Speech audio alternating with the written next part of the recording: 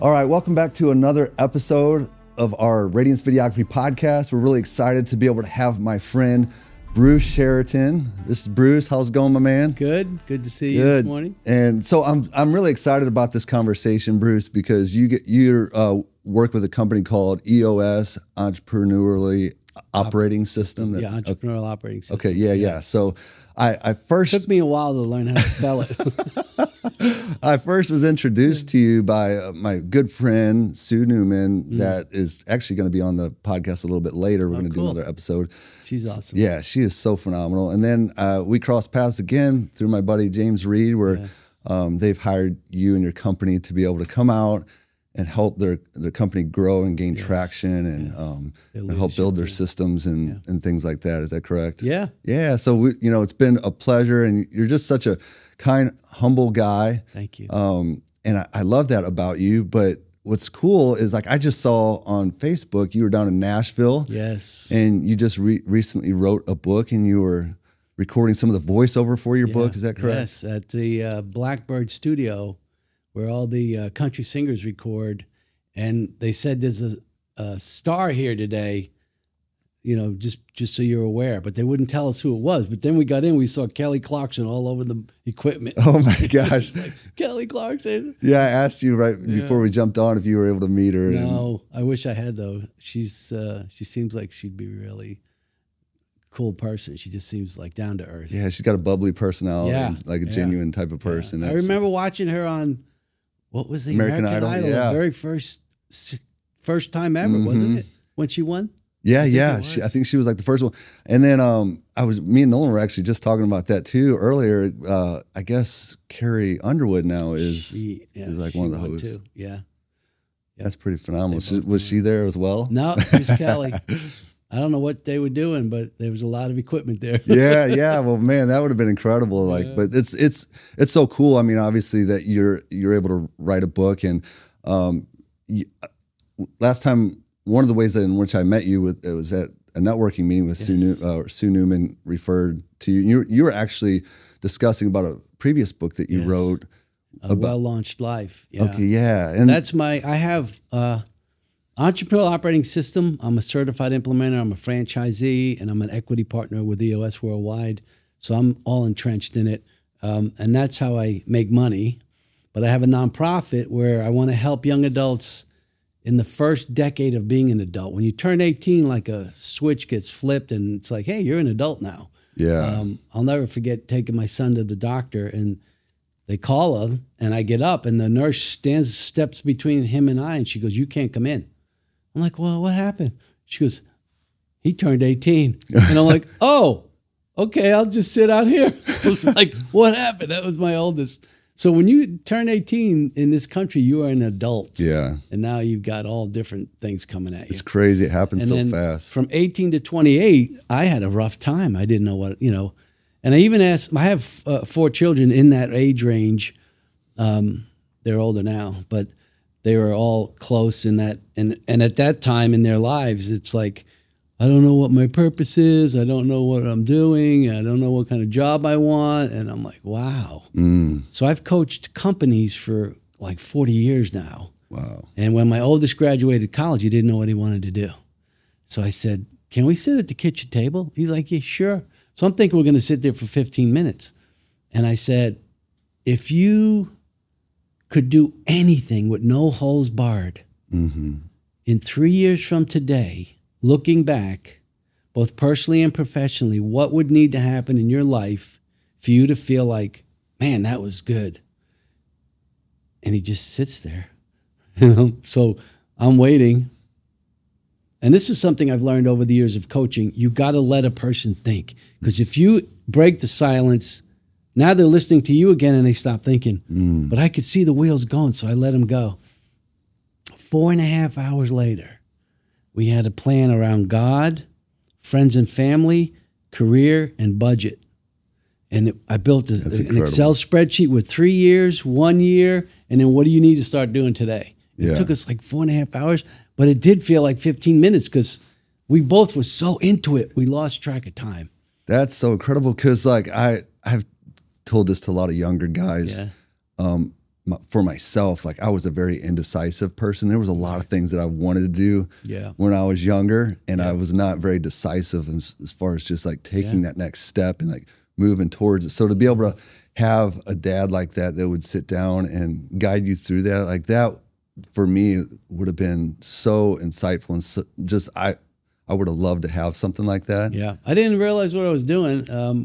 That was 10 years ago. So I had 30 years of experience of coaching companies, and I feel like God has trained me for 30 years to be able to coach these young adults. Man, that is so incredible. Like well, so that's profession. a great lead into. I'd love to just maybe have you give us a brief background of me, of you and your your story, and I'd love to be able to maybe talk a little bit about like EOS operating system and what it does, what you guys actually do, and dive in some of the minutia of that. Sure.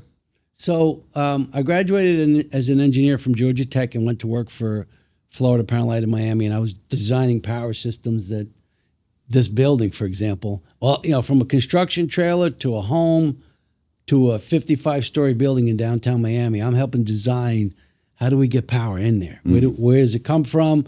How do we get it in the building, and how do we keep everybody safe? Because we used to call electricity the silent killer. You look at a wire, you don't know if it's hot or not. So I'm doing that. I'm in there about 2 years, and the president of the Miami division remembered I was an industrial engineer. They mostly hire electrical engineers. So he calls me down to his office, and I'm thinking, oh my God, what, am I in trouble? Like I'm like 5-6 levels down from this guy. Yeah. And he interviews me, and then before I get back to the office, this was on a Friday. Before I get back to the office, he tells my boss, I want him reporting to me Monday at 8 o'clock. So I get back to work, and she's like, you reporting to Clark? I was like, oh, what, like in a month or so? We're at wind up my work. She goes, no, Monday.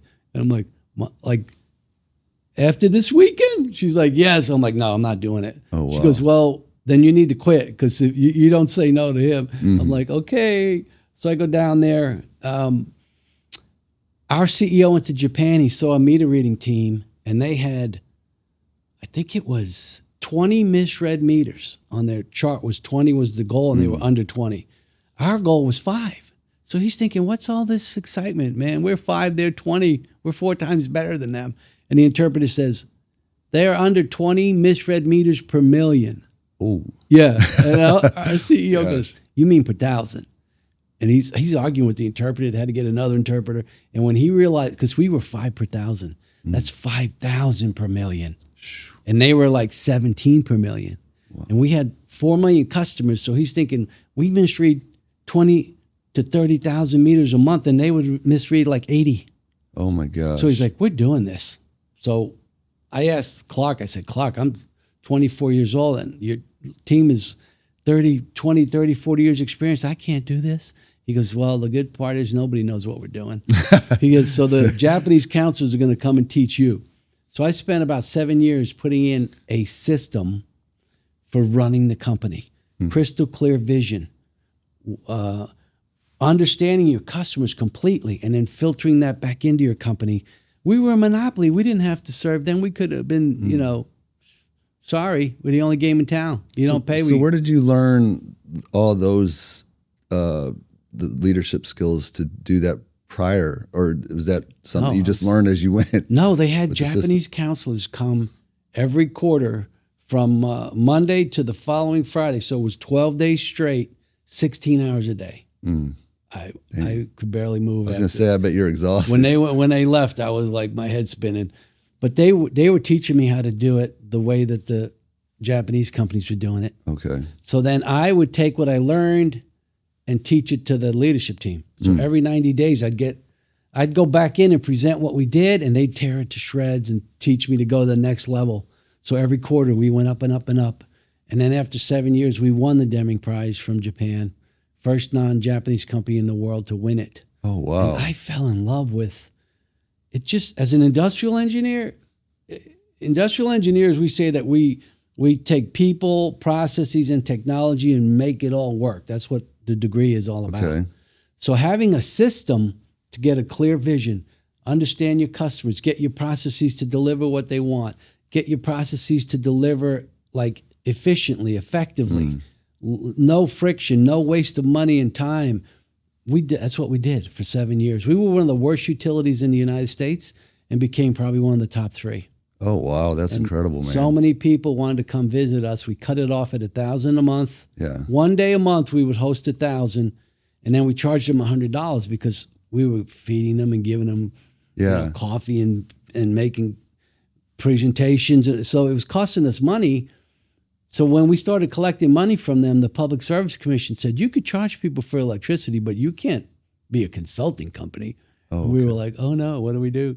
We formed a consulting company, and within 18 months, it was $25 million consulting company. Holy cow. Which was really cool because we had this massive team that helped us win the Deming. Mm-hmm. And when it was over, you had to maintain it, but you didn't need, probably half of those people you didn't need because, it was such a get it over the finish line. Yeah. So those people went to form, that's why we were able to crank that consulting company up. We had so many talented people that knew how to do it. They just shifted into that consulting company.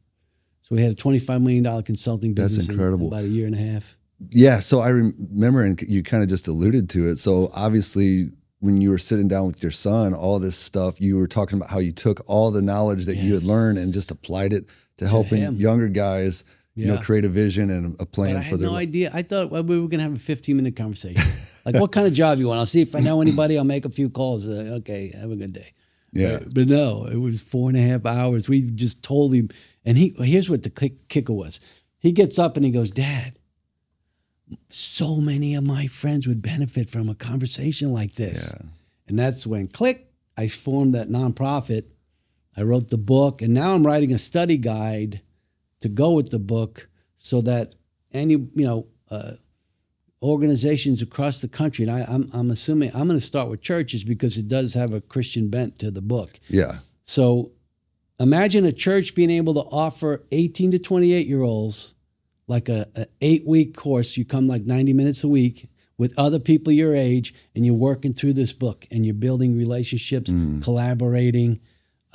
I'm just so excited because I don't think that group is served well. Oh, yeah. I think you're right there. They get out of high school, and it's like, whoo. They come back when they have children, it seems. I worked in the kids ministry at my church, and that thing is bustling. Yeah. And all the way up through high school. Yeah, I mean, so Nolan's really involved, and I'm a leader in our youth group at our church. We have a killer youth group at our church. Oh, that's great. But then they graduate high school, then what? Yeah. So that's what I was going to say is that we do have a lot of conversations with them, and it's been brought up a few different times. But one of the, if you ask the kids what they're worried about, it's like, well, I don't know what I want to do with my life. Yes. Like that's just a common thing. Yes. It's like it's on their mind quite a bit, especially at that age. And when I've coached about 80 kids now. It's been almost a decade. So I'd say I'm on my 10-year plan of overnight success. That's what I'm doing. That's awesome. I think it's cool too that your son, I think it says a lot about you and being in a position that your son wants to really get advice from you. Yes. And because I think there's a lot of ways in which a parent son or kid relationship, it's like they've nagged them so much that they don't really have a lot of the influence to be able to do that. So hats off to you on that. I think that's a cool thing. It was really cool. And that's what I wrote about in the book, that there's the whole methodology is in the book. And then the study guide, I'm going to help people work through it. And then at the end, I have what I call a life compass. Okay. So it's like a 3-year and a 1-year. And it's, again, the categories: God, family, friends and family, career, and budget. Yeah. I think that's awesome too, because for my personality type, I'm one that, is not very much great at planning but I admire and I love bringing on other people that can help me to do that. Yeah. And I think that's what EOS, I do it for small businesses. Yeah. The target for the Entrepreneurial Operating System is privately held 10 to 250 employees. That's sweet spot of a company It works so well. Oh, really? It really does. Yeah. So why don't you dive into a little bit more about specifics of EOS? Sure. And so first of all, I guess, did you already describe like kind of what led you into the EOS training? I'll do that. Yeah. So after Florida Power and Light, I left and I went to Charlotte to help a small company. They were, what were they, 200 million? No, they were 60 million, 200 employees. So I got hired to go and put in a system to help them do what EOS does. It's like, do you have a crystal clear vision of where you want to go? Do you have the best people in your company, right people in the right seats? Are you using data to manage what you're doing? When you get issues, are you solving them at the root cause, or do you just keep doing it over and over and putting a Band-Aid on it? That's probably more common. The latter one. Oh, yeah. They just get it. Okay, here we got it. And then they go on and they don't fix it at the root cause. Process, making sure you're constantly improving your ability to do what you want to do, because there's always ways to get better. And nothing sits still. I mean, there's technology. People figure things out. Like your competitor can crush you if they figure something out. So I want you to be looking at your processes and figuring out, how do I do it better, more efficient, less friction, less costly. So there's a whole segment around process. And then the last piece is traction. We want you to gain traction like daily. And what happens with most of the clients I go in, they're working on 100 things at the same time. And it's very difficult to get traction, because you touch this, then you go and do the other 99, and you come back to that one like weeks, months, quarters, and you try to touch it again. You don't even remember what you did last time you touched it. So you're always futzing around with like 100 things, and you're not getting anything done. And that's why we say you're spinning your wheels. So one of the keys of EOS is prioritizing. We want everything you do, we want you to prioritize so that you're working on the most important thing for your company at that moment. If you're working on the most important thing, there's no better way you can spend your time. Yeah. Because if it's not the most important thing, you're sub-optimizing. So we want you to get the most important thing, but one of the phrases we use constantly is less is more. So I try to get my clients to pick 5 to 7 big projects for their company and take a quarter, which is 13 weeks, figure out how to get those done. Assign them to a leader on the company and say, we're going to get this done in 90 days. And where they usually mess up is they try to take on like a year project and do it in 90 days. Like, no, you're going to fail. Yeah. And you're going to get frustrated. Which part of it can we do in 90 days?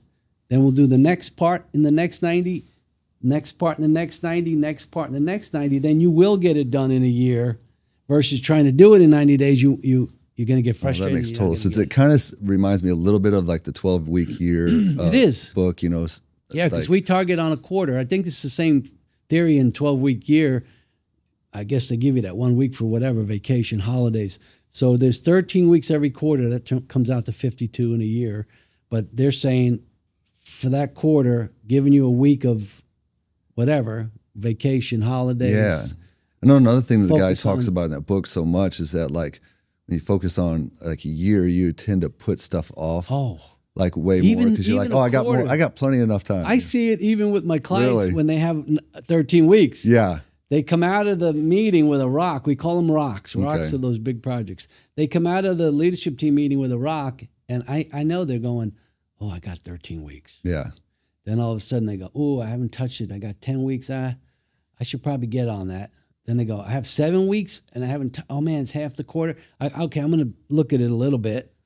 Then they have 3 weeks left, and they're trying to get it done. Oh, wow. And then they come in the meeting and say, I didn't get my rock done. But if I just had 3 more hours, I'm like, 3 more hours? You had 13 weeks. Like, when did you start it? And then they get red in the face. I don't know if they tell me the truth. Yeah, I did way too long. It's kind of what they say. So I was a personal trainer, and so I totally relate with that, because it's a lot easier for people just to like make an excuse for themselves and just own it and be like, like I totally didn't do these things. Well, that's the difference between a company that's not on EOS and one that's on EOS. We want you to prioritize. Just take the most important things for your company right now. We teach them a weekly 90-minute meeting where we say it's sacred time. You're working on the business. Yeah. The other 38 and a half hours, you can work in it, running around like a chicken with your head cut off. But the 90-minute meeting that we set up for you, you're working on the business. We want you to look at the rocks. Those are the most important things to do. We also build a scorecard with you. Take a look at your scorecard, which metrics are red. We also do your employee and customer headlines. We want to make sure you're paying attention to those. And those are the things that you bring in there. But I see in the beginning, the early stages, people start bringing in business stuff. And I go, why are you doing that? I told you it's for working on the business, not in it. And they go, well, it's the only time everybody's together. Yeah. So they start realizing, ooh, they're committed to this and they're all in the same room. So they bring like an HR policy or something from the shop floor. And I'm like, what? No, that's out of this meeting. Could you delineate a little bit about the difference between the two? Because I read the book E-Myth, so I somewhat understand that idea, but the difference between working on your business and in your business, there might be somebody out there that's listening and be like, I really don't know what you mean by that. Well, when I start with my companies, what we do, we call them issues, right? Those are things that, issues are good and bad. People get sometimes hung up that they're only bad. They could be, something's not working right, or, hey, there's this, I ran into someone, they want to get out of their business. It would be a perfect fit for us. So it could be a merger, it could be acquisition, it could be new technology, a new system. There's always opportunities and there's issues. So whenever you have any of those coming at you, you treat them the same. But when I start working with companies, and I already mentioned it, that they have so many things going, they're just spinning. It's like having your wheels in muddy water with your 4x4 when you're out there and you get stuck and somebody's got to pull you out. But they tend to go on like that. They come in on Monday, go crazy till Friday, and then they leave and they go, man, I didn't work on anything I wanted to work on. And they keep doing that every week. I had one client, we put 35 things on the board the very first time I met with him. And I said, pick 5 to 7 and less is more. So if you pick only 2, I'm happy with that. If these are the 2 most important things you need to get done in the next 90 days. So the owner, they picked 9 and I tell the owner, I told you 5 to 7. He goes, well, I think we could do 9. I'm like, okay, give it a try. So we come back, they only did 5, which is what I was trying to tell them. But I asked them the question, I said, you had about 40 things up there on the board. How long have you been struggling with those? Oh, seems like forever, like at least 3 or 4 years. And then the owner actually slammed the table. He goes, why haven't we gotten any of these done? And the team looked like deer in the headlights. And they said, well, maybe it's because we're trying to do them all at the same time. And I'm like, exactly. Yeah. That's exactly what it is. If you don't prioritize, like I just was with a client yesterday. And someone wanted 100. They manufacture big equipment, and somebody online got to their website and was trying to order a gasket, and it was the wrong gasket for what they were trying to do. And one of the leadership team members called him and spent time with him and was trying to help him find the gasket. And we figured out in that meeting it's about anywhere from 1 to 2 hours of his time. Oh wow. And that is not a target customer. We don't know how they got it. All he had to say was, I'm sorry, but we're manufacturers, and if you really want to figure out how to get this part, you probably want to go somewhere else. But no, it's his attitude of helping, and that's what happens. Like some people, they go around all day long trying to help everybody else at the office, and they're not getting their job done. Yeah, and they feel good though. I worked hard today. And that's the difference. We want you to work hard on very focused, most important thing for the company. And you let all that other stuff go. The hardest thing, I think, for them is to let that other stuff go. Wow. But if you do, you look back in, my clients that look back in like 12 months and 18 months are shocked at the progress they made. But it's because you really focus on the top priorities and you don't get sidetracked with all that other stuff. It's so interesting because my wheels keep going back. Like I said, was a personal trainer, and what you're speaking to is exactly what happens. Like with people would come to me and be like, I want to lose weight. I want to, get healthy. Yeah. But in reality, like you said, especially like women, they're very nurturers and they want to take care of everybody, and they love helping people, like you said. Yeah. And so, they're taking, all 5 of their kids to every sport imaginable. And then they've got they're trying to keep track of the house and all this stuff, and end up having no time to be able to really focus on themselves. Yes. And then, they end up feeling really down, and it's something that's, in the back of their head all the time, constantly. And it goes back to what you're talking about. Like the priority is well, if you would be able to list out what your real priorities are, then what to say no to and what to say yes to. Yep. It becomes very clear. And then you're going to feel better about yourself because you are doing the things that, are important. You're recharging yourself, getting healthy, and then you're more productive in the other things that you do. And it's like you end up getting a way bit better result. Yeah. But there's all these distractions all the time where it's like pulling them away from, doing the things to help them. I don't know why. I don't know why we do that. Yeah. But we do. Yeah. And owners do that. These, as I said, like privately held 10 to 250 employees, the owners have built successful businesses, but they're working like 80 hours a week, and they're getting worn out. They're getting tired, and they're like, "This isn't what I thought it was going to be." I'm killing myself. Work on the most important thing for your business, and prioritize what you can do, and you let the rest go. You just let it go. Yeah, and that's really hard. Yeah, it's one of those things that I think goes back to what you've talked about earlier. Probably the reason why we do that is because we don't have a plan. We don't list out our priorities and really know the importance of that. And we call it the shiny object. Like, I'm gonna mess with that. Yeah, this is fun. I feel good. Yeah, I'm doing something. I'm working. Yeah, so but it has nothing to do with the business. Yeah, never really reaching the goals. And then, like you said, they're doing those same things over, and they never really fix any of it. Yeah. Well, I think part of the benefit of implementing EOS is we write it down. You've got like a plan. You've got a 10-year target, a 3-year plan, a 1-year set of goals. And we keep, every week we're asking, the rocks are the 90-day priorities.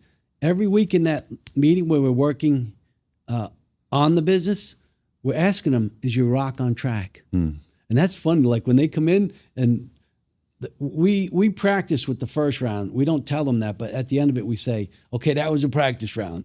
You only got 25% of your rocks done. What did you learn? And then they realize, oh yeah, I need to think about what should I be doing in the 13 weeks? And I do need to set aside time and work on it. And then in that, I asked the rest of the leadership team, okay, every week you said to them, is your rock on track? What did they say?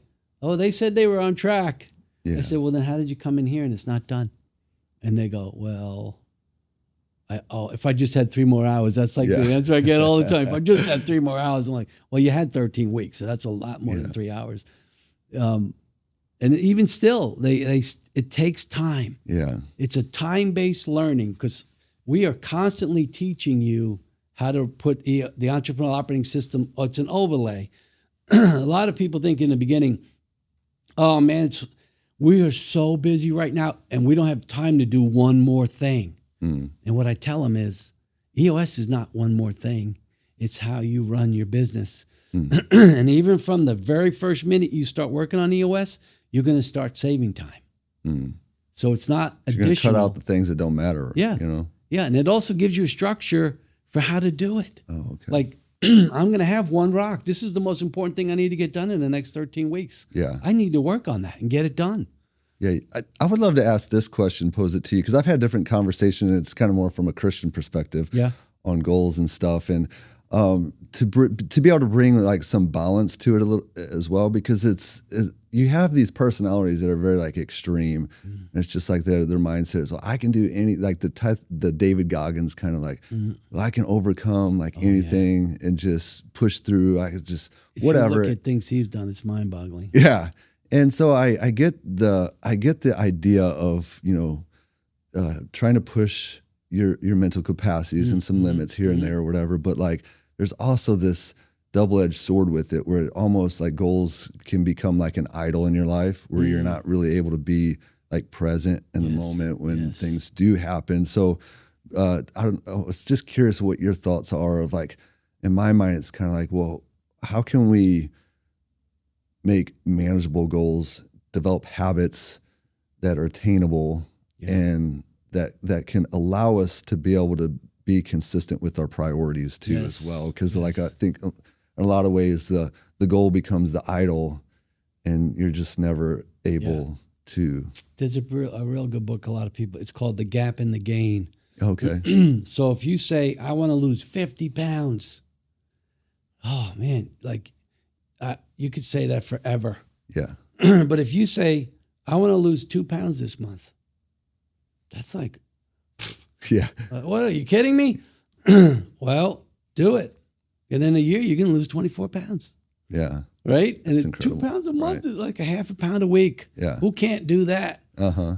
But when you say 50, it's like, so we call it, that gap is like a chasm. So we say, set a goal where you can gain 2 pounds a month. Yeah. I know it sounds like, are you kidding? That's like nothing. Yeah. That's a joke. No, it's not a joke. If you stick to it, you're losing 24 pounds in a year, and then in 2 years, you'll have lost 48 pounds and hit your goal. Whereas for 20 years, you've been saying, I'm going to lose 50 pounds. Yeah, I think that's awesome because massive. I think the way in which I process and think through it is like very similar to where your habits ultimately indicate like, or your habits dictate your overall results. And if you can create manageable habits, like set a goal and then create manageable habits that are going to be able to get you to that goal. Because like, for example, with fitness, it's like you said, if you think about, well, I have to be in the gym 7 days a week, 2 hours a day, like what you were just saying, that's overwhelming. And then to add that on top of everything that you're already doing, you're just, and then when you miss, you feel guilty. Yeah, and it's like just, and like the Stephen like a snowball going down the hill. Yeah, and then there's the idea of the speed of trust. Like I read a book by Stephen Covey. It's called Speed of Trust. But you lose trust with yourself because you start and you stop, and then you get to the point where you don't even have belief that you can accomplish the thing that you want to do. Versus if you could like, do 3 to 4 days a week of 30 to 45 minutes. Yes. That's way more doable, and it's something that's manageable, and it's something like, oh, I can do this, and build the habits and to build trust with yourself. So to bring it back to the EOS, we would say, okay, you set a rock for the next 90 days. We're going to work out 3 or 4 times a week for 30 to 45 minutes. Then we want you to start tracking it, and we want you to make a plan for how am I going to do that. And then I can't think of the name of the book, but the guy talks about like, well, get your shoes out and your gym clothes and set them out before you go to bed. And if you want to eat a healthy breakfast, get all the stuff out ready to, right there, the pan, the eggs, and have it ready to go. So when you wake up, you're ready to go instead of thinking, oh my God, I got to do that. So and then it's measuring, right? Yeah. Okay, I only did 3 this week. Okay, that's okay. Oh, I only did 2 the next week. Come on, get motivated. Okay, I did 4 the next week. We tend to, like, we skip, and then it's like, oh, forget it. I'm not going to do it. Yeah. And then you think, you know what? It's not working anyway. I'm going to eat this 5 donuts. Like, you like lose your mind. Oh my gosh. And that's the mindset that ends up derailing people. And to add to what you're saying is like, what I would tell people is like, hey, be okay with having some flexibility with like, if you don't, if things came up out of your control that day, like, and it didn't happen, but don't let yourself off the hook, because if you just know in your mind, I'm going to work out 3 to 4, my minimum is like 3 days a week. Okay.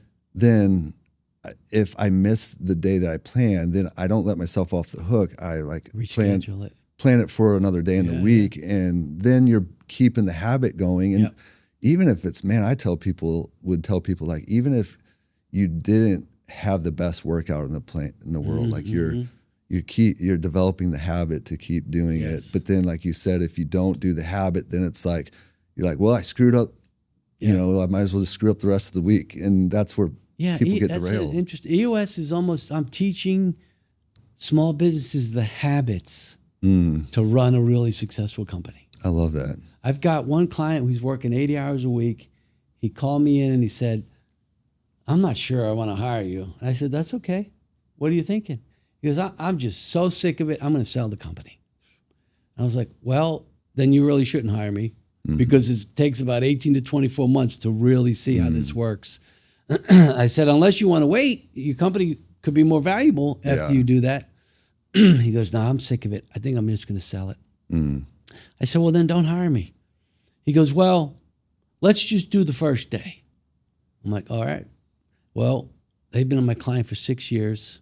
Oh, that's incredible. His sales went from 10 million to 30 million, and he works 0 to 4 hours a week.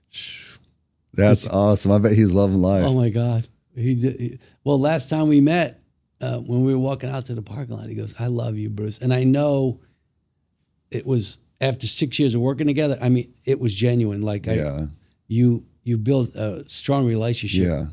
But to hear him say, I love you, Bruce, was like, shocked me a little bit. I said, I love you too. But to hear him say that first was like, wow. Man, that's so cool. Well, you know, one of the things, and I don't mean this to say as a flattery, but I've got to listen to you speak for my buddy James's company and speaking at the networking meetings. And you really do have this, like a lot of these companies that have these systems or whatever, they come in just real cocky and arrogant, like, our program, like, if you don't, like, you just have this really amazing, humble spirit about the approach of, hey, we've got some great tools here that will really help you, but you're not like this cocky, arrogant, like pushy.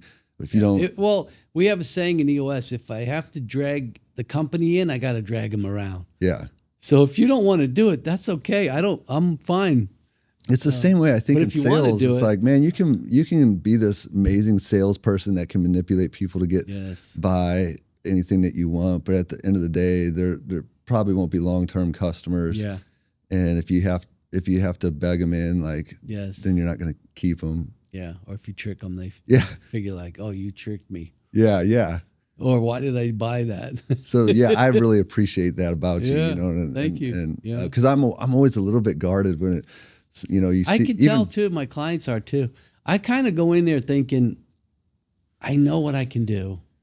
I've done it so many times, and the results are magnificent. I mean, it's pretty amazing to watch what companies can get out of putting EOS in to run that company.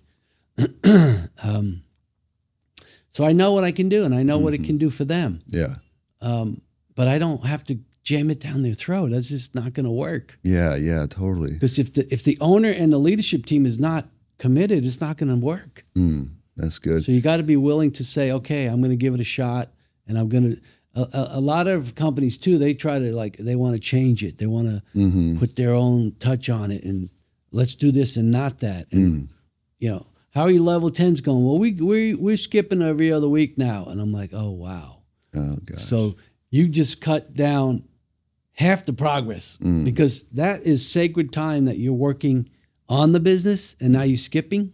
I have a client. It was I didn't even expect this, but they came in to we meet like one full day a quarter, and they came into the quarterly meeting. They said, "Oh man, this last quarter was not good."